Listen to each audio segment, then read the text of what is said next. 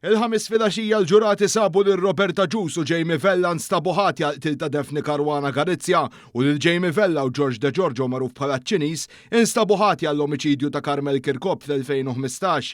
De Giorgio u Vella ġew misjuba ħatja tal-avukat Carmel Kirkop b'verdett ta' 7 voti favur u 2 kontra. Dan fil-waqt li Roberta Ġus tal-Maksar ġie meħlus mill-akkuża ta' kompliċità fil-qtil ta' Kirkop b'6 voti favur u 3 kontra.